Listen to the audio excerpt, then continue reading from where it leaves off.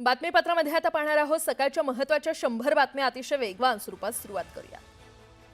हिंदीच्या विषयाबाबत मंत्री दादा भुसेंवर सर्वांशी चर्चा करण्याची जबाबदारी देण्यात आलेली आहे। क्रेडिट सिस्टम समजून सांगण्याची गरज असल्याचं फडणवीसांनी म्हटलंय, तर मराठी मुलांच्या हिताचाच निर्णय घेणार असल्याची ग्वाही मुख्यमंत्री फडणवीसांनी दिली आहे। विद्यार्थ्यांना 4थ्या वर्गापर्यंत मातृभाषाच शिकवली पाहिजे, हिंदीच नव्हे तर इंग्रजी भाषा देखील 4थी पर्यंत विद्यार्थ्यांना शिकवायला नको। अखिल भारतीय मराठी साहित्य संमेलनाच्या अध्यक्षा तारा भवाळकर यांनी ही मागणी केली आहे। हिंदी भाषा ही सक्तीची करू नये, मुख्यमंत्र्यांनी हा निर्णय मागे घ्यावा। अभिनेते सयाजी शिंदे यांनी ही मागणी केली आहे। माळेगाव साखर कारखान्याच्या निवडणुकीत अजित पवारांच्या पॅनलनं दणदणीत विजय प्राप्त केला। 21 पैकी 20 जागा जिंकत नीलकंठेश्वर पॅनलनं माळेगाव साखर कारखान्यावर सत्ता मिळवली आहे, तर रंजन तावरेंच्या सहकार बचाव पॅनलचा दारुण पराभव झाला। या निवडणुकीत शरद पवार यांच्या बळीराजा सहकार बचाव पॅनलच्या सर्व 21 उमेदवारांचा पराभव झाला। माळेगाव निवडणुकीत लक्ष्मी दर्शन आणि गैरप्रकार करून निवडून आलेत। पराभवानंतर तावरेंनी अजित पवार यांच्यावर हा गंभीर आरोप केला। काँग्रेस नेत्या वर्षा गायकवाड यांनी एसआरए मधील गैरकारभाराविरोधात एसआरए कार्यालयावर मोर्चा काढला। गैरकारभारावर तातडीने आळा घालत कारवाई करण्याची मागणी त्यांनी केली। पुणे रेल्वे स्थानकाला थोरले बाजीराव पेशवे यांचं नाव देण्याची मागणी खासदार मेधा कुलकर्णी यांनी केलेली आहे। मेधा कुलकर्णींची मागणी योग्य असल्याचं वक्तव्य महाराष्ट्र ब्राह्मण समेचे प्रदेशाध्यक्ष सचिन बोधणी यांनी केलेलं आहे, तर मागणी पूर्ण न केल्यास रस्त्यावर उतरण्याचा इशारा त्यांनी दिला आहे। 2026 पासून वर्षातून दोनदा सीबीएसई बोर्डाची 10वी परीक्षा होणार आहे। फेब्रुवारी आणि मे महिन्यात ही परीक्षा होणार आहे। फेब्रुवारीतील परीक्षेला बसणं अनिवार्य असणार आहे, तर मे महिन्यातील परीक्षा ही विद्यार्थ्यांसाठी ऐच्छिक असेल।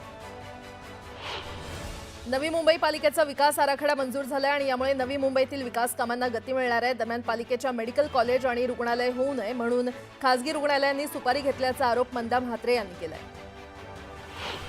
नवी मुंबई पालिका आयुक्तांची बदली होण्याची शक्यता आहे। आयुक्त कैलास शिंदे यांची ठाणे जिल्हाधिकारी म्हणून बदली होण्याची शक्यता असल्याची माहिती सूत्रांनी दिली आहे। ठाणे जिल्ह्यातील 2 बड्या नेत्यांच्या संघर्षामुळे आयुक्तांनी बदली मागितल्याची जोरदार चर्चा आहे। पुण्यामध्ये हवाई दलाच्या हद्दीतील बेकायदा 24 इमारतींवर कारवाई करून महापालिकेनं सुमारे 48,000 चौरस मीटर क्षेत्र रिकामं केलं। 900 मीटरच्या बॉम्बे डंप भागात उभारण्यात आलेल्या इमारतींवर ही कारवाई करण्यात आली आहे। पुणे मेट्रोच्या दुसऱ्या टप्प्याला केंद्रीय मंत्रिमंडळानं मंजुरी दिली आहे। वनाज ते चांदणी चौक आणि रामवाडी ते वाघोली विठ्ठलवाडी या दोन्ही मार्गांसाठी 3,600 कोटी रुपयांचा खर्च अपेक्षित आहे। मुख्यमंत्री सहायता निधी आणि धर्मादाय रुग्णालय मदत कक्षामार्फत आषाढी वारीतील वारकऱ्यांच्या आरोग्य तपासणीसाठी पुणे शहरात 10 ठिकाणी चरण सेवा शिबिरं आयोजित करण्यात आली आहेत। यात 15,000हून अधिक वारकऱ्यांची तपासणी करून त्यांच्यावर उपचार करण्यात आले। रिझर्व्ह बँकेनं व्याजदरात कपात केल्यानं देशातील महानगरांमध्ये परवडणाऱ्या घरांची उपलब्धता वाढलेली आहे। देशात यंदा पहिल्या 6 माहीमध्ये सर्वाधिक परवडणारी घरं गुजरातमधील अहमदाबाद शहरात आहेत आणि त्याखालोखाल पुण्याचा दुसरा क्रमांक असून मुंबईतली घरं सर्वाधिक महाग असल्यानं या शहराचा शेवटचा क्रमांक लागलाय। उन्हाळी हंगामानिमित्त रेल्वेगाड्यांचा कालावधी 3 महिन्यांनी वाढवलेला आहे। सोलापूर, बडनेरा, नाशिक, हरंगुल, पुणे आणि कलबुर्गी या 6 विशेष गाड्या नियोजित मार्गावरून धावणार असल्यानं या मार्गावरील रेल्वे प्रवाशांना दिलासा मिळणार आहे।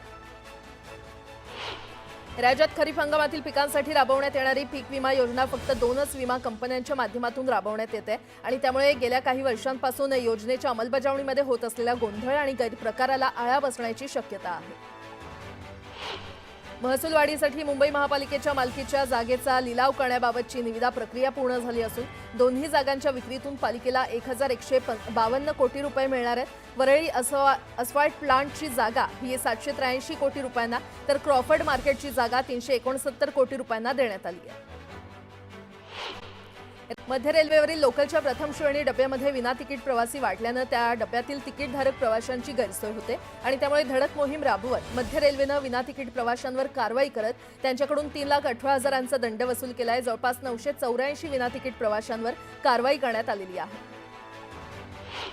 सीबीएसई 10वीच्या बोर्ड परीक्षा रचनेमध्ये मोठा बदल जाहीर केलाय। 2026 पासून विद्यार्थ्यांना एकाच शैक्षणिक वर्षात 2दा परीक्षा देण्याची संधी मिळेल। पहिली परीक्षा सर्व विद्यार्थ्यांसाठी अनिवार्य असेल आणि फेब्रुवारीमध्ये घेतली जाईल, तर दुसरी मे मध्ये होणारी परीक्षा ही ऐच्छिक असेल। अंतिम मुदतीनंतर अभियांत्रिकीचे प्रवेश रद्द केल्यास भरण्यात आलेली अनामत रक्कम वगळता उर्वरित रक्कमेवर पाणी सोडावं लागणार आहे। या संदर्भातील अधिसूचना जाहीर करण्यात आली आहे। मुंबईमध्ये पॉलिटेक्निक अभ्यासक्रमाच्या द्वितीय वर्ष प्रवेश प्रक्रियेला सुरुवात झाली आहे। विद्यार्थ्यांना 3 जुलैपर्यंत प्रवेश घेता येणार असून 5 जुलैला गुणवत्ता यादी जाहीर होणार आहे, तर 9 जुलैला अंतिम गुणवत्ता यादी जाहीर होणार आहे।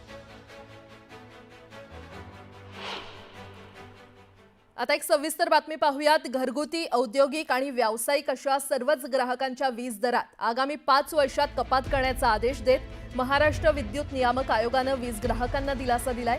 या निकालानुसार राज्यात पहिल्या वर्षी 10%, तर पुढे टप्प्याटप्प्यानं 5 वर्षात 26% वीज दर कमी होणार आहे। यामध्ये सर्वाधिक फायदा हा कमी वीज वापरणाऱ्या ग्राहकांना होणार आहे। राज्यात 100 युनिटपेक्षा कमी वीज वापरणाऱ्यांचं प्रमाण हे 70% आणि त्यांच्यासाठी जुलैपासून 10% इतके सर्वाधिक दर कमी होतील।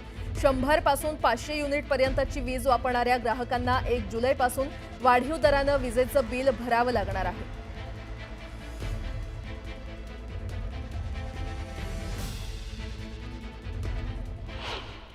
राज्यभरात पाऊस सक्रिय झालाय, मात्र कुठे मुसळधार तर कुठे रिपरिप अशा पावसामुळे मात्र शेतात कुठे चिखल तर कुठे जमीन कोरडी ठाक पडल्याचं पाहायला मिळतंय आणि त्यामुळे महाराष्ट्रात बऱ्याच ठिकाणी पावसामुळे पेरण्या रखडल्या।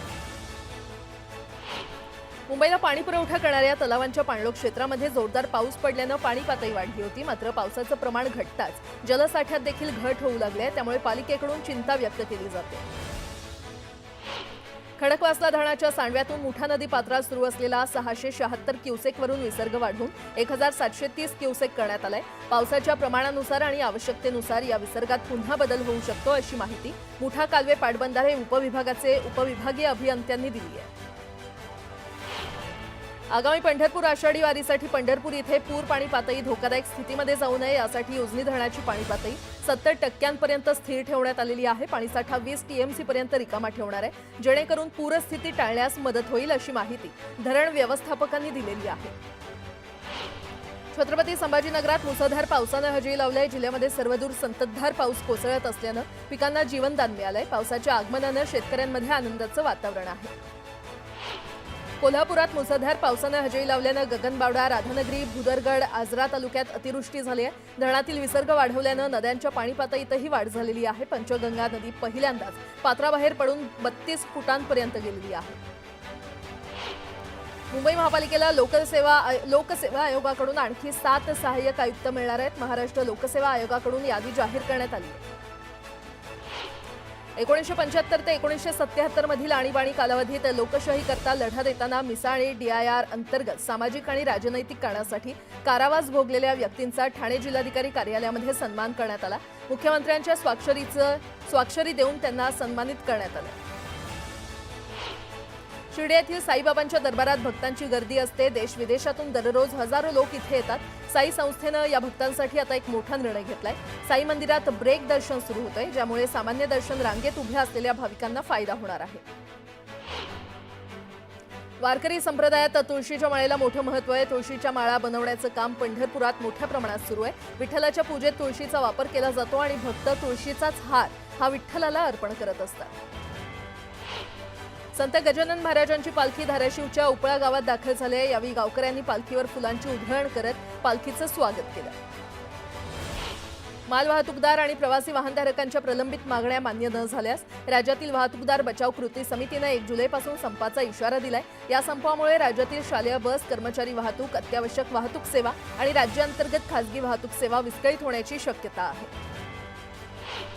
आगामी स्थानिक स्वराज्य संस्थांच्या निवडणुकांसाठी सोलापूर जिल्ह्यात पक्षवाढीसाठी शिवसेना कामाला लागली आहे। शिवसेनेचे संपर्क प्रमुख शिवाजी सावंत यांनी पदाधिकाऱ्यांची बैठक घेऊन स्थानिक स्वराज्य संस्थेसाठी पक्षाची ताकद वाढवण्याच्या सूचना पदाधिकाऱ्यांना दिल्या आहेत।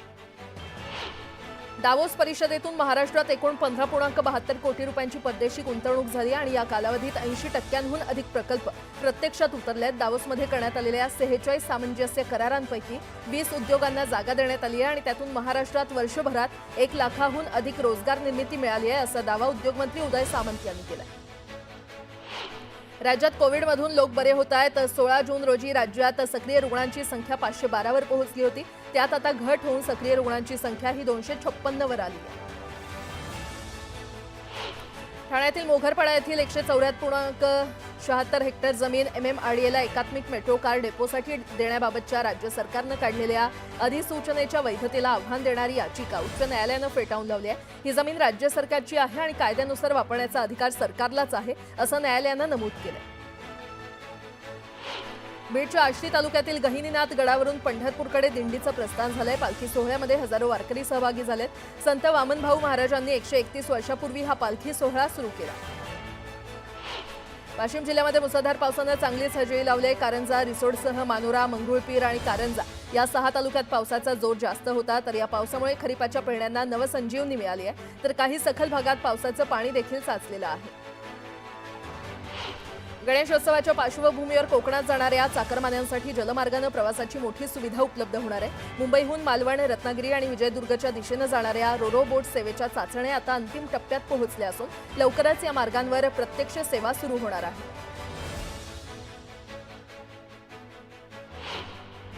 आता एक मोठी बातमी, महाविकास आघाडीचं सरकार असताना मंत्रिपद न मिळाल्याची खंत व्यक्त करणारे शिवसेना उबाठाचे गुहागरचे आमदार भास्कर जाधव यांनी व्हॉट्सअॅप स्टेटस ठेवलं आणि त्याचीच सध्या चर्चा सुरू आहे। इंसान की कदर समय रहते कर लीजिए, वक्त जाने पर अफसोस करना व्यर्थ है, अशा ओळी त्यांनी या व्हॉट्सअॅप स्टेटसमध्ये ठेवल्यानं नेमकं ते काय सांगू इच्छितात असा प्रश्न निर्माण झालेला आहे। तर भास्कर जाधव यांचं हे स्टेटस ठेवण्यामागचा उद्देश काय हे अजून अस्पष्ट आहे।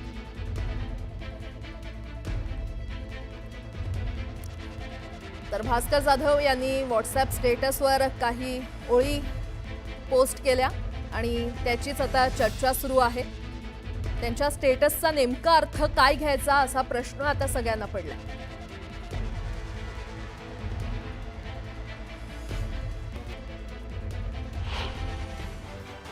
धुळ्याच्या साक्री नगरपंचायतीमध्ये नगराध्यक्षांविरोधात अविश्वास प्रस्ताव दाखल करण्यावरून गोंधळ निर्माण झाला। अविश्वास प्रस्तावावर आज मतदान होणार होतं, मात्र निवडणूक निर्णय अधिकारी रोहन कुवर उपस्थित नसल्यानं गोंधळ झाला। धुळे जिल्ह्यातील साक्री नगरपंचायतीच्या नगराध्यक्षांवरील अविश्वास ठराव प्रकरणी मंजुळा गावित यांनी जिल्हाधिकारी कार्यालय बाहेर ठिय्या आंदोलन केलं। प्रशासन दबावाखाली काम करत असल्याचा आरोप करत हे आंदोलन करण्यात आलं। छत्रपती संभाजीनगरमध्ये दारूच्या नशेत 2 तरुणींनी भर रस्त्यात गोंधळ घातला। दारूच्या नशेतील तरुणींचा व्हिडिओ सध्या व्हायरल झाला। सुप्रीम कोर्टाचे सरन्यायाधीश भूषण गवई अमरावती दौऱ्यावर आहेत। दरम्यान त्यांनी आपल्या काँग्रेस नगर इथल्या राहत्या घरी भेट घेत आपल्या आई कमलावती गवई यांचं दर्शन घेतलं आणि सरन्यायाधीश झाल्यानंतर पहिल्यांदाच भूषण गवई अमरावतीमध्ये आले होते।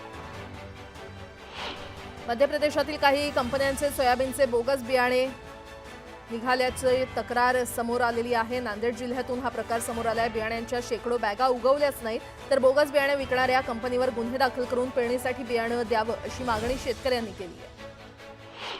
आषाढी एकादशी निमित्त नांदेड विभागातून 250 एसटी बसेस सोडण्यात येणार आहेत। 2 जुलै ते 15 जुलैपर्यंत भाविकांच्या सेवेसाठी हा निर्णय घेण्यात आला आहे। चंद्रपूरमध्ये बाबासाहेब आंबेडकर महाविद्यालयामध्ये अम्मा की पढाई शिक्षा केंद्राची सुरुवात करण्यात आली आहे। आमदार किशोर जोरगेवारांच्या हस्ते या केंद्राचा शुभारंभ करण्यात आला।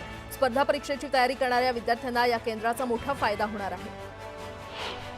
केंद्र सरकारच्या सहकार सेवा समृद्धी योजनेअंतर्गत नांदेडमध्ये धान्य साठवण्यासाठी मोठे गोदाम उभारले जाणार आहेत। यावेळी हिमायतनगरमध्ये गोदामाच्या पायाभरणीचा शुभारंभ जिल्हाधिकारी राहुल कर्डिले यांच्या हस्ते करण्यात आला आहे। बुलढाण्याच्या डोणगावात 40हून अधिक नागरिकांना खरूज झाल्याचं समोर आलंय। आधी केस गळती, नंतर नख गळतीची लागण आणि आता अंगाला खरूजची लागण झाल्यानं नागरिकांमध्ये भीतीचं वातावरण आहे। दरम्यान नागरिकांना काळजी घेण्याचं आवाहन करण्यात आलंय।